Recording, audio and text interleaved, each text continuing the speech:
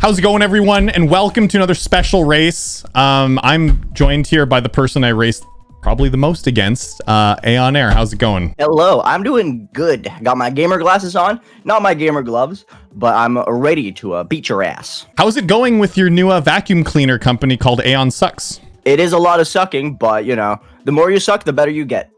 Yeah. That's our motto. You got that right. You've heard it here. Get ready to suck. Oh my god. Okay. What we're gonna be doing is not talking about sucking, but we're gonna be doing another Geometry Dash race where you might have already seen the video on Aeon's channel. We're gonna be doing a race where I hunt him down. He's gonna be starting on Polargeist. I'm gonna be starting on Stereo Madness. We're playing at 125% speed, and my goal is to catch up to him. If I catch up to him, the race is over. I've caught him, and he dies, and I get his vacuum cleaner company. You are, in fact, the #1 person on my wheel to inherit my vacuum cleaner company. I will say that. I'm ready to suck. Now you get to feel the nervousness that I felt because we just recorded Aeon hunting me down and it was scary. It was so scary. 3, 2, 1, boom. Stereo Madness. This is awesome. It's so much more comfortable because I'm like, if I die, I can at least still have a chance maybe. But as soon as I catch up to you, you're dead, right? It's like, man, this is so much more chill. Oh yeah, I'm practically pissing my pants already. I'm like, oh, scary. I'm coming for you. Scary Eric is gonna come here and be mean to me if I don't play perfectly. Just don't die to Polargeist. See, the good thing about me is that I don't really get nervous when I play this game. So I have that going for me. I don't get nervous when I play this game, but I get nervous in races for some reason. I don't know why. When there are stakes. Yeah, there's stakes, right? My dignity, my pride. It's like pole vaulting. It's like, you're not scared of doing it then and there, but as soon as there's a competition, you're like, oh, what if I get the stick up my ass? What am I going to do then? Live with shame for the rest of my life? Hell no. That's exactly like, man, I think I've heard that interview somewhere before with like an Olympic pole vaulter. It's just like, you know what? Like pole vaulting, it's, never really felt nervous in training, but I was afraid I was going to get that stick right up my ass. Going for that gold medal. Well, yeah, I think you nailed that. I mean, is it wrong though? I guess in practice, if you got the pole vault up your butt cheeks, like it would hurt, but it wouldn't be embarrassing. But when you do that on international TV, I guess there's the embarrassment factor as well, right? There was this one girl on TikTok who blew up after jumping on her bed and accidentally getting a tripod up her ass. Wait, what? She was doing this like one TikTok dance, right? And she jumped onto her bed and she didn't see her tripod that holds up her phone normally. She landed on it and it's like penetrated through her like inner thigh and it blew up. It has like 40 million views. Wow. Okay. She'll forever be known as that, right? And that's the same thing as the pole vaulter. Like that's the embarrassment factor is as soon as you get that pole vault up your bum in the Olympics on national TV, international TV, then you'll forever be known as that pole vaulter who got the thing up their bum. No matter any other success that you have in your life, she's like, well, I'm a well-respected lawyer now. Be like, pole vault up your bum. I'm so glad I never made a spectacle of myself in like high school or anything, because I don't feel like I could live with a legacy like that. Yeah, I've had... not like bad moments, but I've had moments. Home, they're like, oh, so what's your legacy? What were you known for with your friend group? And you're like, oh, I got a pole vault up my ass. Yeah, I mean, I guess if I don't know if I could live with that shame, dude. I guess if you're gonna mess up, you do it big enough, it like becomes like it's funny, you know? Yeah, true. I mean, it's better than like falling asleep naked on the street and then like waking up somewhere else and being like, where's my clothes? Oh God. Having to like walk home or something. I'd rather have the pole vault up my bum. It's funny how you say exactly that, because I do actually have a story of that. One of my friends, on her 15th birthday, she was like, I'm gonna drink because I'm not responsible and I'm a teenager that's stupid and stuff, right? Mm-hmm. So she was gonna go, it was like 15th birthday, we were gonna do a lot of wild shit because I want to have cool stories like my older friends have, right? Yeah, of course. So she was gonna go skinny dipping like in the city by the bridge, like it was super late at night. And the police officers came over and they were like, what is going on? So a drunk 15-year-old teen girl tried to fight off police officer and push them off the bridge. Oh, wow. Okay, yeah, that's something to remember. I mean, that is kind of funny, though. Her legacy. That's all I remember her for. I don't remember anything else about her other than that. That is a really funny story, and I love it. I mean, that is a funny one to have. Like, embarrassing at the time, sure, but I'm sure like for 5 years she was like, oh, I hate that story, but now she's like, she tells it herself, right? Yeah, it's like a hindsight thing where it's like really funny in hindsight. Yeah. It have you seen that one news article? Massachusetts man high on meth fights off 15 cops while masturbating in a bar. Nope. I've heard of like similar things of like people fighting off cops and being like high on meth and stuff and like being tased like 8 times and running away after, but I haven't heard like that particular story. That is my absolute favorite news story of all time. I spend a lot of my time just reading really dumb news stories, so I have stuff to tell about on stream, and that is an absolute favorite of mine. I love it so much because it's such a baller story. Like, one thing is fighting off 15 cops while you were high on meth, but another thing is doing it while masturbating. Just I mean, did he like was he like punching them, pushing them off, and then like continuing being like flap flap flap flap flap flap? Hey, get away from me! They do not specify, but either way, that is a headline. I love it. Jeez, now that's a story you don't want. Like, even 20 years from now, you probably wouldn't be proud of being that person. I mean, depends on what you value in life. No, that's one of those ones that stays embarrassing, I think. if you are that person. Probably. Hey, for all the rest of us, it's hilarious, okay? Also, have you died yet, by the way? No. Neither have I, so we're kind of on the same page here. Oh, boy. Oh, boy. Man, you're time machine. I better go fast in these menus, huh? My very intense year of playing this game a lot while streaming and talking at the same time is helping me out. Yeah, I mean, dude, I've been doing it for ages, but I still can't do it. Like, well, anyways. I think for me is that I'm forced to talk even when I'm, like, getting far in levels because I can't, like, edit out in the stream. Oh, yeah. I can edit out when I'm making a video, but when I'm, like, streaming, I still have to, like, talk. Like, when I was getting to... I was talking, like, by the 40s in Cybernetic Crescent as well, which is pretty far into the level. That is, yeah. So I've gotten rather used to being able to speak while getting far in levels and speak under pressure. I talk into the 10s.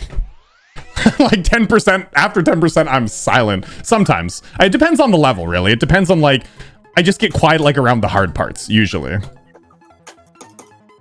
I always find it funny when you're, like, just screaming from the top of your lungs and, like, the random, like, easy demon stuff that you do is, like, I almost died, is, like, you're at 80%. You've never beat the level. You're fluking from, like, 13, and you're like, ah! Yeah. Yeah. Every time that just throws me off. Yeah, that's right. No matter how good I am at a level, I don't talk at 80%, like, regardless. For sure. For sure. Yeah, like when like I even like easy demons, like I don't get as nervous as I used to, but even like easy demons, when I'm at the end of the level, I'm like, man, I don't want to play this level anymore. I just want to beat it and get it over with now. And like that one process, that one thought process alone just makes me like a little nervous, you know, even though it's like an easy level and I'll clearly like get it like sometime soon, even if I die now. But it still makes me just a little nervous because maybe I could use that extra 5 minutes to eat some food or fight off some cops while high on meth or something, you know? Yeah, or do normal people stuff like be with your family, but that's boring. Yeah, you've set the bar too high. I've set the bar too high.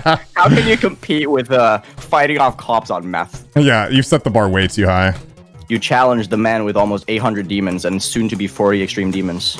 Okay, tell you what. So, if we both beat every single level without dying, and like literally there was like no way for me to catch up to you, then we both just have to run outside naked.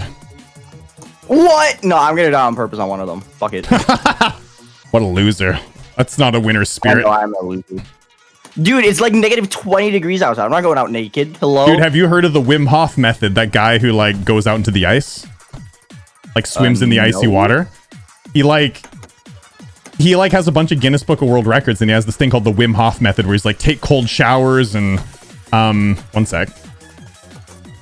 Oh, you gotta focus? Wow. Yeah, weak. I know, a time machine.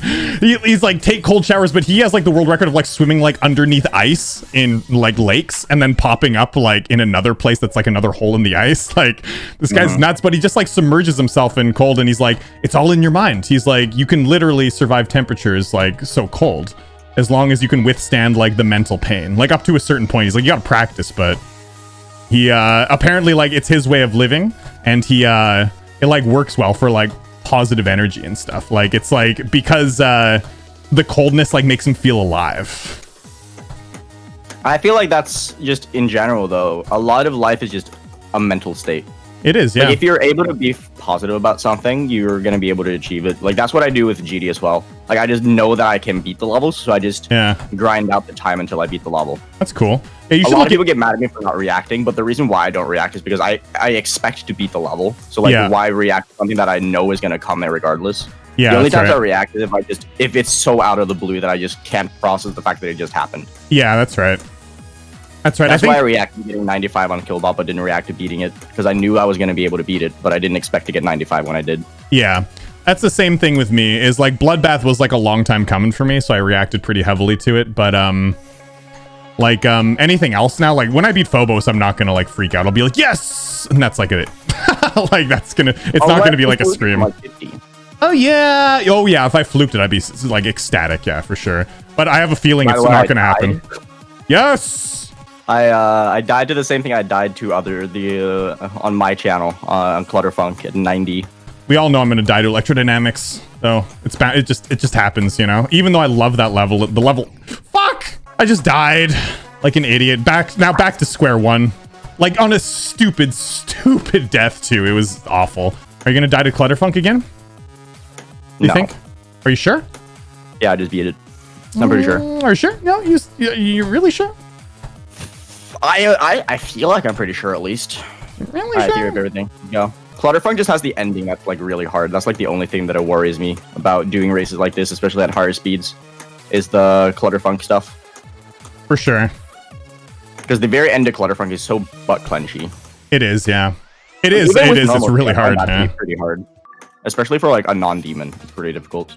Oh, for sure. Yeah, it's not even like super hard. It's like the mind games, you know, like the mini cube. It's really easy to just accidentally jump twice when you're supposed to jump once, right? Oh, for sure. To like process the shapes. Onto Electroman Adventures. I feel like if I beat Clutterfunk, I still have caught up a little bit right now. Because you died right to the end. Sure.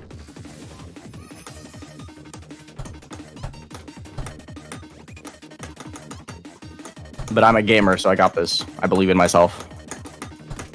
Gotta stay strong mentally. I'm like, yeah, I got this easy.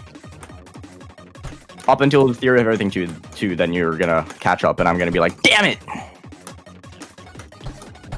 I definitely feel like there is some form of like disadvantage to being the hunted though, because there is a lot of like pressure.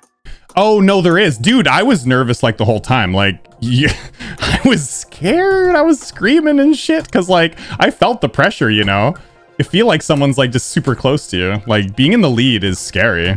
Yeah, I feel like that's always the case. Like, even when you're verifying a level, for instance, like you're the first person to beat the level, so you have the pressure on actually being the first to prove that it's possible to beat the level. For sure, yeah. Like even if the level isn't that hard, it's still like some form of pressure. That's why people take a long time with it a lot of the time. Especially like the new top levels and stuff. Oh yeah, like for sure. Yeah. Like people don't realize just how much pressure it was. Like a lot of people like, oh, Bloodbath's not that much of an accomplishment anymore. Whatever, you know. It's like, dude, being like the very first person to like push the bounds of the game is like insane. Oh yeah, especially with Bloodbath, I feel like. Yeah. Bloodlust and Bloodbath are like the two big ones, I feel like. For sure. And Sonic Wave. Yep. Those were like the huge ones. And I would say Yatagarasu too with Trusta. That was pretty bananas. Yeah, Yata was massive. Yeah. I still can't believe the fact that I've beaten that level. Dude, I find that absolutely ridiculous. That is pretty nuts, dude. Holy. Like, it's been like 2 months and I still can't believe that I've actually done that. Lol. Dude, you've gotten so good this year. Like, you are a force to be reckoned with. Hands down. Fuck! I died to club step. Oh no. Oh, I'm coming, boy! Ugh, my butt is clenched so hard. I died to the UFO, which is kind of expected, honestly. That UFO is pretty hard. It is, especially at 125% speed, yeah. Are you kidding me? No way, dude, what? I had the weakest death to Electroman right at the very end. Like, it was just an easy ass, like, mini cube jump. No way. No way. Like, it was right, like, at the very end. I'm actually kind of scared now. That made me nervous. Okay, I'll tell electrodynamics. I feel like I've gotten a lot better over the last year. Yeah, for sure. Oh yeah, like, I mean, my current you have. 7,000 attempts, which is stupid considering it's a top 60. Yeah. It was top 50 when I beat it, but it's fallen like 2 spots since then. Dude, I played Killbot, like, mad respect. That's hard. Killbot is so fun, dude. Anyone who's good enough to beat the level should beat it, honestly. Because it's just a very satisfying level to play. It's very harsh on the eye, so you can't play for too long. Yeah. But it's very fun once you get it down. Like, just beating the layout, I feel like, is worthwhile. Yeah. Well, I imagine that's like part of the practice process, right? Like getting the layout. Yeah. Definitely. You practice the layout. You just delete all the details in the level, which you can do with the editor, and then just play the layout. Because it's a very clear path where you're supposed to go. It's not that bad, and most of the time these aren't that strict. So it's just about learning the inputs before you go into full detail. I died to the quad spike. Fuck! Nice! The curse! The curse! Oh, god damn it! I jumped super early, so I did the opposite of you. I jumped way too early. I died to the second one as well, which is even dumber, because that's the one you can actually see where you're supposed to jump at. I got the first one, I was like, ah, yes! Let's go. Okay, well, I beat Club Step, so good luck. Whoa! One attempted it.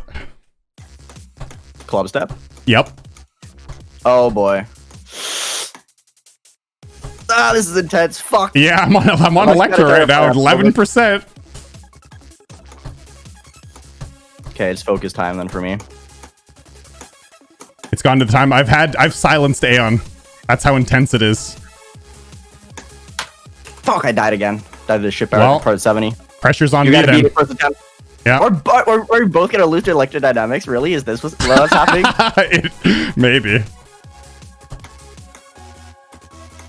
I saw, dude. I died twice to this though, so you never know. Hopefully, you can't first attempt it. I'm just gonna keep talking just to like keep you stressed out about it, so that you can die to the very end, so that I can beat the level before you and get a little bit ahead. Because it sounds like you're doing pretty good with yourself, and I don't like the sound of that. Eric, don't do it. Don't beat it. Die to the end, please. I just beat it. No! Damn it! Got him! God damn it! Oh, shit. Man, I can't believe it ended at electrodynamics both times. That's so stressful. What? Like, even if I weren't like super nervous about it, that is stressful because there's so much on the line. Yeah, there is, dude. I was bricking it the whole race on your channel, man. Like, I was like... Wow, that was much more intense than I thought it was gonna be. God damn. Yeah, it is. It makes you, like, make stupid mistakes. Like, I died... The time I died in Club Step in your video, like, I was... It was just a nervous death. Like, I held down too long and, like, flew into the ceiling and died. And I was like, what? Like, I would never do that. Never. Yeah, never outside of this race. Stupid mistakes as well, just because that was intense. Like, Man, from the hunter side, I wasn't like nervous at all. Like when I did the hunter stuff, I was like, oh, it's fine. It was pretty enjoyable, right? Yeah. But then I got to be hunted and I was like, holy shit, I'm about to piss myself. Dude, this was great. Like, honestly, this is a fantastic idea. And we definitely have to recreate this with other things. The nice thing about this race is I feel like the other races feel like they can just kind of get away from me. I guess this could get away from someone too. But because, like, the pressure's on the person in the front, even though you have a clear advantage, it's almost like it's not really an advantage because of the psychological aspect of it, which is awesome. It makes it so much more interesting, right, than just a normal race. For an entire extra dimension of pressure on the person in the lead. Yeah. Because sure, we're still just banter and have a good time in a race as always, but there are stakes in a sense. For sure. Yeah, for like, sure. This is like an honor stakes thing. Like, I start 2 levels ahead, so losing is kind of like, damn, I really couldn't keep a 2-minute head start on it. That's kind of, I thought I was better than that. Yeah. But like, this just proved that being the hunted is really stressful because both of us lost. Yep.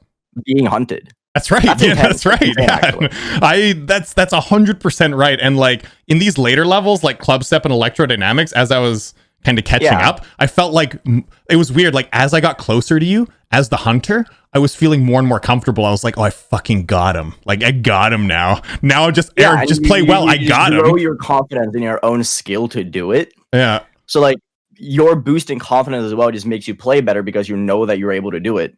Yeah, that's right. Again, huge shout out to Wadida for sliding me this idea. One of my Twitch subs, he came to me with in my Discord channel and was like, Aeon, I have a sick idea. Go check it out. And I think this is one of the most fun things I've done in a hot minute. This was really enjoyable. Dude, this is probably like the most fun race I've ever had, like in the game. Yeah, like, that was incredibly easily. fun. Yeah. I would personally love to see some of you guys at home try it out with your friends as well. Hell yeah. This is a very easy thing to set up. You don't have to be the best player in the world because you can just play the main levels. You can play easy levels. Do whatever variations you want. Yeah. This is a very fun thing that you can do at home as well. Just like, honestly, grab your mom. Get your mom to play with you. That'll be awesome. Dude, get anyone you want. All you need, you don't even have to do it on PC. Just grab 2 phones, load up Geometry Dash, and just go. And it's like, like it's fun. You can do it wherever. It's great. The people like bald guys these days. I'm sorry. Like fancy hair is totally early 2000s.